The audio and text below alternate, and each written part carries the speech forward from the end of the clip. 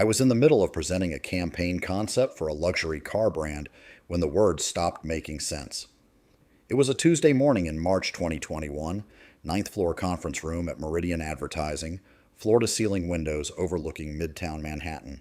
12 people around the table, clients in expensive suits, my team in slightly less expensive suits, everyone holding coffee in paper cups that cost $7 each. I was showing slide 17 of a 43 slide deck, talking about premium driving experiences and aspirational lifestyle integration and emotional resonance with high net worth consumers. And I heard myself say it, heard the words coming out of my mouth. And for the first time in maybe 15 years, I actually listened to what I was saying. None of it meant anything. I stopped mid-sentence, stood there looking at the slide, a glossy photo of a car on a coastal highway, sunset colors, the kind of image we'd spent 6 weeks and $40,000 creating. Someone coughed. Someone else shifted in their chair.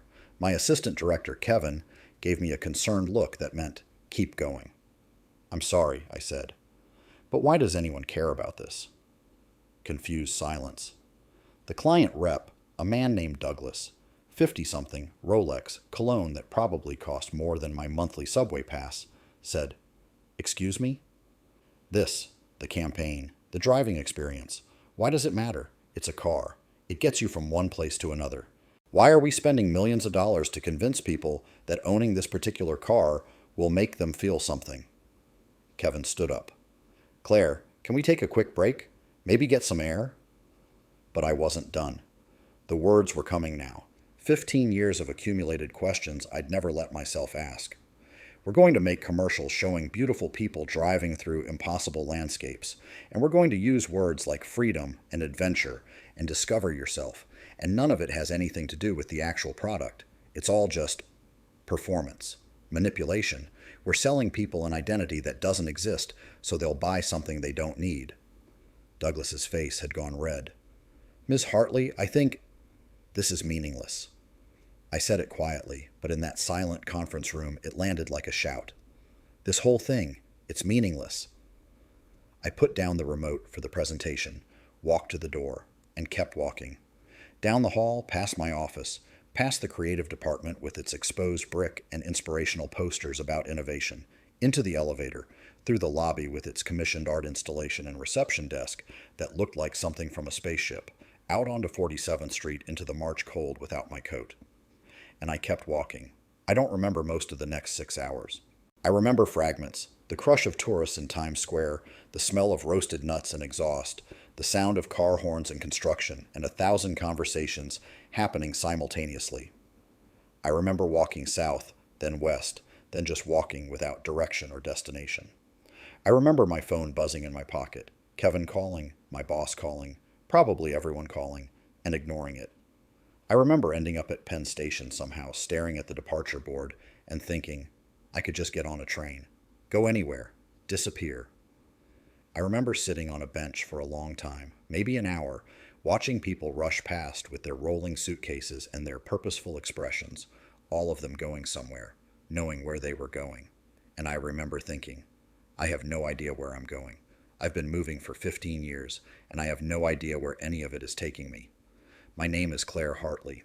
I'm 41 years old now, but I was 38 when I walked out of that conference room and out of my entire life. I'd spent 15 years in advertising in New York City, working my way up from junior copywriter to creative director. I made $240,000 a year. I lived in a one-bedroom apartment in the West Village that cost $4,200 a month. I had a closet full of clothes I barely wore, a calendar full of dinners and events and networking drinks, a social media presence carefully curated to show a life of sophistication and success. I was miserable. Had been for years, but I'd been too busy to notice, and when I did notice, I'd tell myself everyone was miserable, that this was just what adult life felt like, that the exhaustion and emptiness were the price you paid for achievement. Kevin found me at Penn Station around 7 p.m. He'd been calling for hours, had finally tracked my phone's location. He sat down next to me on the bench, didn't say anything for a few minutes. That was quite a performance, he finally said. Wasn't a performance. That's the problem. The client was upset. Richard is furious. You're probably going to be fired. Good. Kevin looked at me like I'd grown a second head. We'd worked together for 6 years. He knew me as reliable, professional, someone who delivered excellent work under impossible deadlines, someone who never broke. Claire, what the hell happened up there? I don't know. I couldn't do it anymore. Couldn't keep pretending it mattered. It's a job. It doesn't have to matter. It just has to pay the bills. It's not paying my bills. It's paying for an apartment I'm never in, clothes I don't need, a lifestyle I don't even like. I'm working 80 hours a week to afford a life I don't have time to live. So take a vacation. Take a week off. Reset. I shook my head. A week won't fix this. Then what will? I didn't have an answer then. But over the next few days, as I sat in my apartment on unpaid leave, Richard had indeed been furious, had put me on 2 weeks, personal time, to get my head together. I started to figure it out. I didn't need a vacation. I needed to leave. Completely. Permanently. Not just the job, but the entire life I'd built in New York. The apartment, the restaurants, the networking events, the performances of success, all of it. I needed to go somewhere where none of that existed, where I could figure out who I was, without the constant pressure to be someone impressive. I started researching small towns. Really small towns. Places where you couldn't get decent sushi or artisanal coffee or next-day delivery. Places where the pace of life was so different it might as well be a different planet.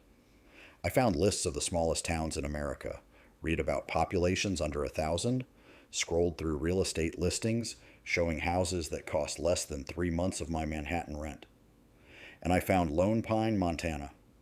Population 847, one main street, one grocery store, one bar, no traffic lights, surrounded by mountains and forest and nothing else for miles.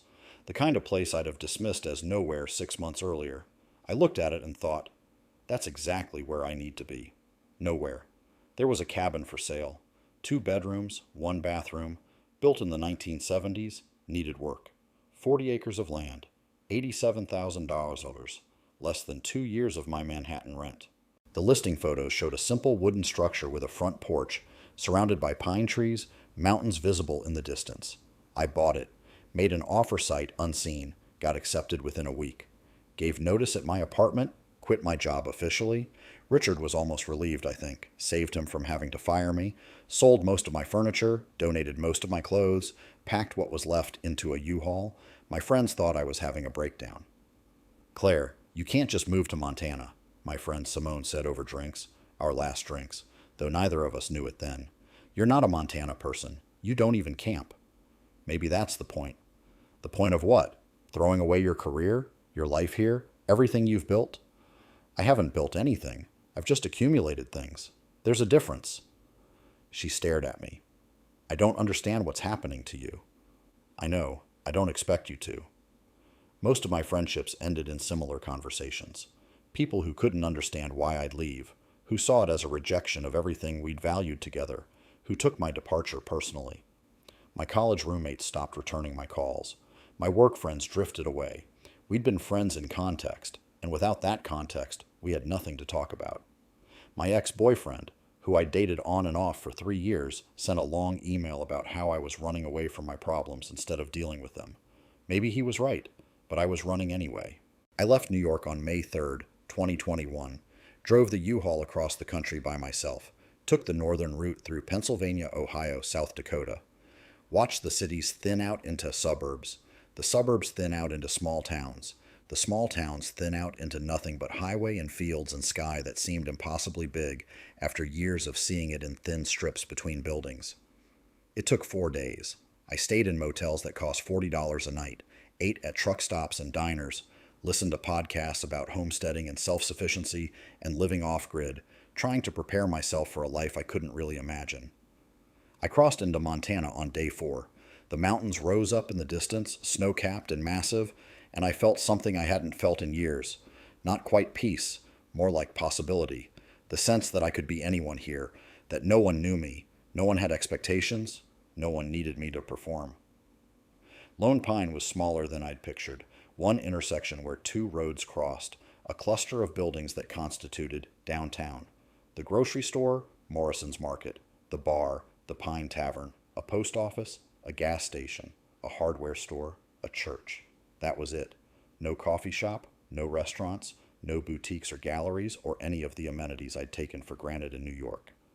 My cabin was 15 miles outside town, down a dirt road that turned to mud in the spring. The realtor met me there, a woman named Janet, probably 60, who looked at my U-Haul and my designer jeans and said, "First time in Montana? Is it that obvious?" City folks usually are. "You bought the Henderson place. Been empty 2 years since Walt died. It'll need work." That was an understatement. The cabin was rustic in a way that the listing photos hadn't captured. The porch sagged. The roof had moss growing on it. Inside, the wood floors were warped. The kitchen was stuck in 1975, and something had been living in the walls. Evidence of nests and droppings everywhere. I stood in the middle of the empty living room and thought, what have I done? Janet must have seen my face. "It's not pretty," she said, "but it's solid, good bones. Walt built it himself. You handy?" "Not even a little." "You'll learn, or you'll hire someone. Everyone here knows how to fix things. Has to, when the nearest hardware store with real selection is 2 hours away." She left me with keys and a list of local contractors, and I stood there in my cabin that smelled like mice and mildew, surrounded by boxes of my New York life that suddenly seemed absurd. Why did I bring a KitchenAid mixer? Why did I pack 4 sets of sheets? And I had the first panic attack I'd had since leaving. What was I doing here? I didn't know how to live like this. Didn't know anything about maintaining a house or living rurally or surviving a Montana winter. I had no job, no friends, no structure. I just upended my entire existence on what was essentially an impulse, and now I was alone in a falling apart cabin in the middle of nowhere, and maybe everyone had been right. Maybe this was a breakdown. Maybe I'd made a terrible mistake. I sat on the warped floor and cried for an hour. Then I unpacked the boxes and went to bed on an air mattress and woke up the next morning to complete silence. Not the silence of New York at 4 a.m. There's always sound in New York, always sirens or voices or construction. Actual silence. No cars, no voices. Just wind in the trees and birds I couldn't identify. I made coffee on a camping stove. The cabin stove didn't work yet, and sat on the sagging porch and looked at the mountains and thought, okay, this is day one. Figure it out. The first few months were brutal. I hired a contractor named Roy, a man in his 70s who'd lived in Lone Pine his entire life, to help with basic repairs. He taught me how to patch the roof, how to seal the gaps where mice were getting in, how to replace rotted boards on the porch. I was terrible at all of it, slow and clumsy and constantly making mistakes. But Roy was patient, and gradually I learned. "You're getting better," he said, one afternoon while we were replacing a section of floor. "Still slow as Christmas, but better." In New York, if something broke, I'd just call someone to fix it. Expensive way to live. Everything about New York was expensive. He nodded. "Why'd you leave?" I'd been asked this question dozens of times now. By Janet, by Roy, by the woman at Morrison's Market, by the bartender at the Pine Tavern. Everyone wanted to know why a woman from New York City would move to Lone Pine, Montana, and I'd been giving vague answers. Needed a change, wanted something quieter, ready for a new chapter. But Roy felt different, safe somehow, so I told him the truth. I forgot who I was, spent so many years being what I thought I was supposed to be that I lost track of what I actually wanted. Figured I needed to go somewhere I couldn't hide behind the performance. Roy hammered a nail, tested the board, hammered another. "That's a brave thing to admit." "Doesn't feel brave. Feels like running away." "Sometimes running away and moving toward look the same from the outside. Differences inside you." I thought about that a lot over the following months. Was I running away or moving toward? I wasn't sure yet. Maybe both. I needed income. My savings from New York would last maybe 2 years if I was frugal, but I needed something to do, some way to be useful. The Lone Pine Library, a small building that was open 3 days a week, was looking for a part-time librarian. 20 hours a week, minimum wage, the kind of job I'd have been embarrassed to mention in New York. I applied. Got hired immediately. I was the only applicant. The library had maybe 5,000 books, all organized by a system that made sense only to Doris, the previous librarian who'd retired at 83. I spent weeks reorganizing, cataloging, updating. It was tedious work. Quiet work, and I loved it. People came in slowly at first, curious about the woman from New York. They'd check out books, mostly mysteries and westerns and romance novels, and make small talk. Where was I from? Why did I move? Was I planning to stay? I answered honestly. Eventually, people stopped treating me like a curiosity and started treating me like a fixture. I learned names. Roy's wife was Martha. The grocery store owner was Bill. The bartender was Teresa. The pastor was Michael. The woman who ran the post office was Linda. The town wasn't just a population number anymore. It was people. Real people with histories and struggles and kindness. My first winter was terrifying. I'd never experienced cold like Montana cold. Never had to worry about things like frozen pipes or snow load on roofs or whether my ancient furnace would make it through to spring. I learned to split wood, badly but functionally. Learned to drive in snow. Learned to appreciate the absolute necessity of winter preparations because if you didn't prepare, you could literally die. I called my mom once a month. She'd moved to Florida after retiring, and she worried about me constantly. Claire, are you eating enough? Are you safe out there alone? What if something happens? I'm fine, Mom. You gave up such a good job, such a good life. I was miserable. But you were successful. Those aren't the same thing.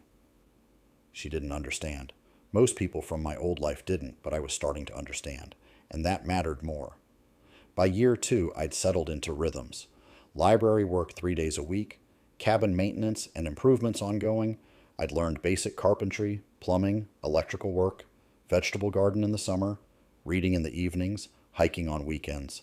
A life so simple it would have bored me to tears in New York. But I wasn't bored.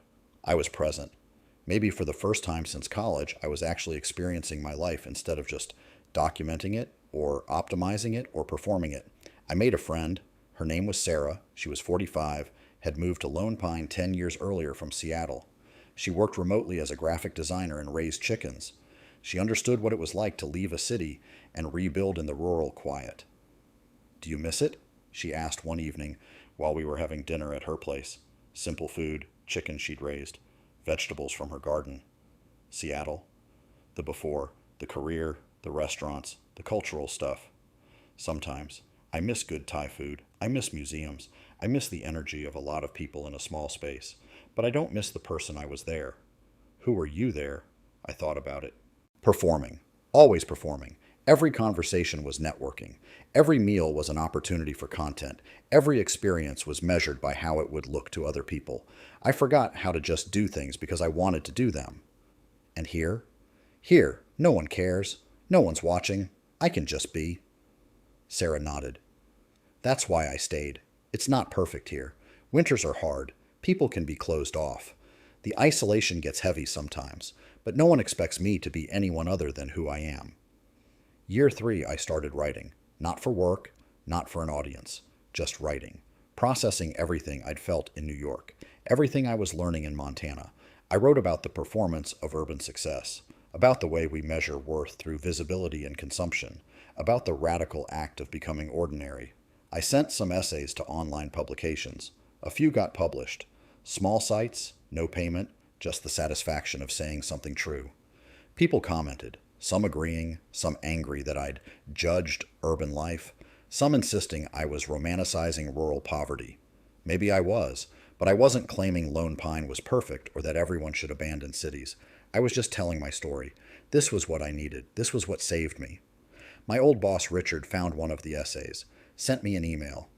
Saw your piece about leaving advertising. Interesting perspective. We miss you here. Door's always open if you want to come back.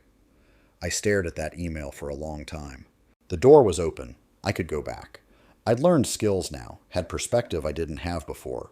I could return to New York with better boundaries, better self-awareness, make good money again, have access to culture and cuisine and career opportunities. I deleted the email, not because there was anything wrong with going back, but because I didn't want to, because the person who'd lived that life wasn't who I was anymore, because I'd spent 3 years becoming someone different, someone smaller but more genuine, and I didn't want to undo that. Last month, Kevin came to visit. He'd been talking about it for 2 years, had finally made the trip. I picked him up at the airport in Missoula, 2 hours away, and watched his face as we drove through increasingly rural landscape. This is really where you live? He said. This is really where I live. It's so empty. Yeah.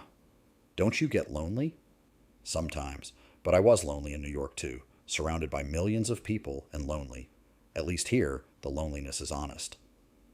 I showed him the cabin. He was diplomatic. but I could see the assessment in his eyes. This was where I'd chosen to live instead of the West Village. This rough cabin with mismatched furniture and a kitchen from the 70s. It must have seemed like insanity. We had dinner at the Pine Tavern, the only place to eat.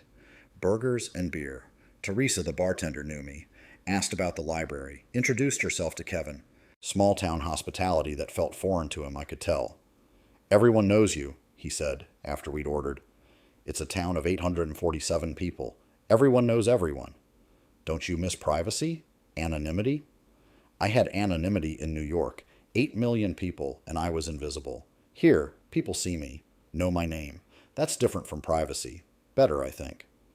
We talked about the old job, old colleagues, who'd gotten promoted, who'd left, what campaigns had won awards.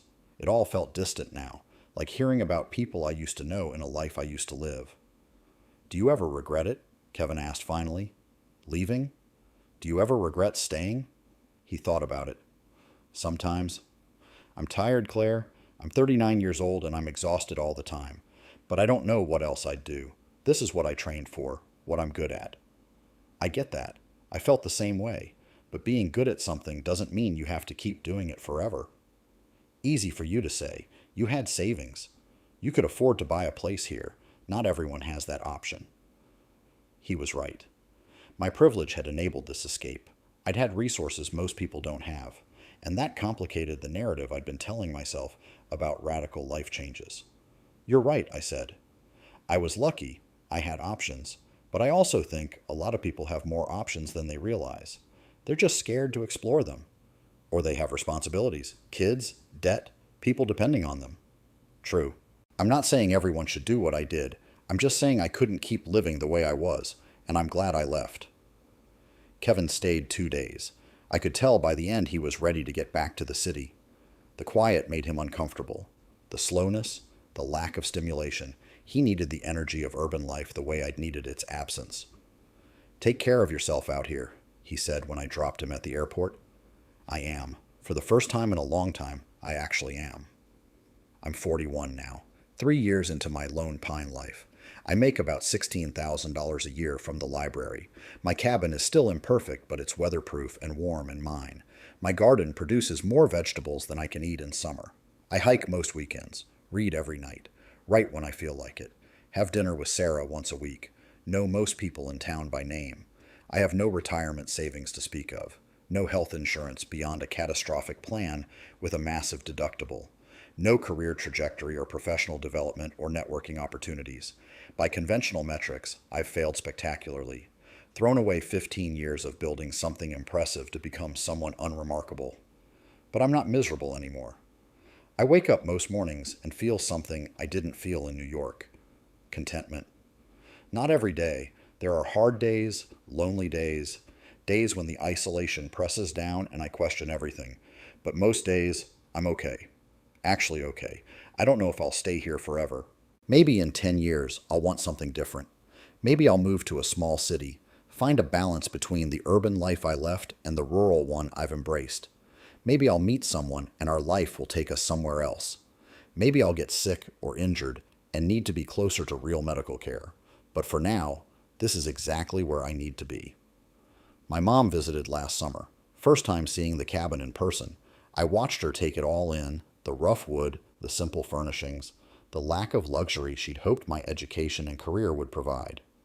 "You're really happy here?" she asked. "Really happy?" "I don't understand it, but I can see it. You look different, lighter." "I feel lighter." She hugged me. "I just want you to be okay." "I am okay, Mom. Maybe for the first time since college, I'm actually okay." That night, we sat on the porch and watched the stars. Thousands of them, visible in a way they never were in cities. She was quiet for a long time, then said, "I spent my whole life working toward comfort, security, and I got it eventually, but I'm not sure I was ever present for any of it. Always worried about the next thing, the next level. You're braver than I was." "I don't know if it's brave. It might just be privileged." "It's both, and it's okay for it to be both." I think about that conversation a lot, about privilege and bravery, about whether my choice to leave was courageous or just indulgent, whether I'm living authentically or just avoiding the complexities of urban life, whether I've found myself or just gotten very good at being alone. Maybe it's all of those things. Maybe that's okay. I left Manhattan for a town of 847 people, gave up a six-figure salary for minimum wage, traded a luxury apartment for a cabin that still needs work, lost most of my friends, lost my career, lost the version of myself I'd spent 15 years building, and I've never been happier. Not because rural life is superior to urban life, not because everyone should do what I did, but because for me, specifically, this was what I needed, to get quiet enough to hear myself, to get simple enough to see what actually mattered, to become ordinary enough to be real. My name is Claire Hartley. I used to be someone impressive. Now I'm a part-time librarian in a town most people have never heard of.